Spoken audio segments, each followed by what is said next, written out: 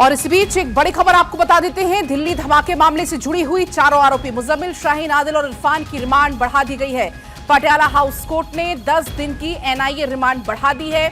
आज कोर्ट में पेश किया गया था। दिल्ली धमाके से जुड़ा हुआ ये पूरा मामला है। चारों आरोपियों को अब 10 दिन की और रिमांड बढ़ा दी गई है। एनआईए ने रिमांड बढ़ाई है। आज इनको कोर्ट में पेश किया गया था, क्योंकि आप देख रहे हैं कि बाद कभी इनसे पूछताछ का दौर भी चल रहा है। आगे चलकर हो सकता है इन चारों को आमने सामने बैठाकर भी पूछताछ हो। अभी कई सारे सवालों के जवाब मिलना बाकी, और वजह यही है 10 दिन की एनआईए रिमांड अभी और बढ़ा दी गई है।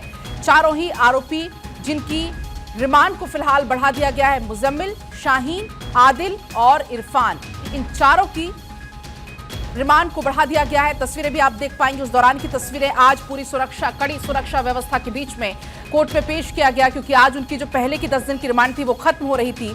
अब आज और बढ़ा दी गई है 10 दिन की NIA remand. Patiala house court में पेश किया गया था और अब ये जानकारी है, रिमांड को बढ़ा दिया गया है। आपको याद होगा 10 नवंबर की वो तारीख जिस दिन जोरदार धमाका होता है, लाल किले के पास धमाका होता है, और उसके बाद जैसे ही धमाका होता है कई लोगों की इसमें जान चुकी चली गई थी। जांच इसमें तेज हुई। सुमित इस बीच हमारे साथ जुड़ गए और ज्यादा जानकारी लेकर। सुमित, अपडेट बताइएगा। इन चारों ही आरोपियों की रिमांड फिलहाल बढ़ा दी गई है। जी बिल्कुल पलक, देखिए 10 दिनों की रिमांड खत्म होने के बाद चारों आरोपियों को पटियाला हाउस कोर्ट में पेश किया गया था, जहां एनआईए ने 10 दिनों की और रिमांड बढ़ाने की मांग की, जो कि कोर्ट ने उसे स्वीकार कर लिया है। तो 10 दिनों की रिमांड और मिल गई है चारों आरोपियों की एनआईए को, जिनमें जो आरोपी शामिल हैं उनमें शाहीन है, इसके अलावा मुजम्मिल, आदिल और मुफ्ती इमरान। इन सभी आरोपियों को आज कोर्ट में पेश किया गया था।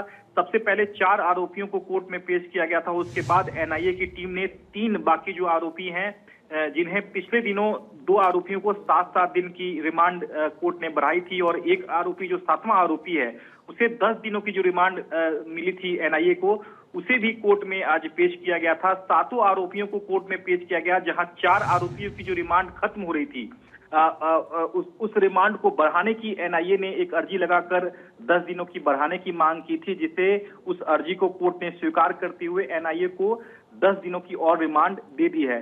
तो निश्चित तौर पर आने वाले दिनों में और पूछताछ जो है वो एनआईए करेगी, क्योंकि इस पूरे मामले की जो सुनवाई हुई है वो इन कैमरा प्रोसीडिंग हुई है, यानी कि बंद कमरे में सुनवाई हुई है। पलक, जो एनआईए के जो सोर्सेस जो बता रहे हैं कि आने वाले दिनों में तमाम जो 7 आरोपी हैं उनका आमना सामना भी एनआईए कराएगी, और कई ऐसे जगह है वहां ले जाने की भी कोशिश जो है वो एनआईए की टीम रहेगी। क्योंकि ये यूएपीए के तहत मामला है, लिहाजा एनआईए के पास 30 दिनों की जो रिमांड है वो लेने का कानून में प्रावधान है। यही वजह है कि 10 दिनों की रिमांड खत्म होने के बाद 10 दिनों की और बढ़ाने की मांग एनआईए की ओर से की गई थी, जिसे कोर्ट ने स्वीकार कर लिया है। अब 10 दिनों के बाद फिर आरोपी को कोर्ट में पेश किया जाएगा, जहां देखना होगा कि क्या एनआईए और रिमांड बढ़ाने की मांग करती है या नहीं। अगर आगे रिमांड की मांग नहीं करेगी तो जुडिशियल कस्टडी यानी कि न्यायिक हिरासत में जेल कोर्ट की ओर से भेज दिया जाएगा सभी आरोपियों को। ठीक है सुमित, बहुत आपका शुक्रिया पूरी जानकारी के लिए।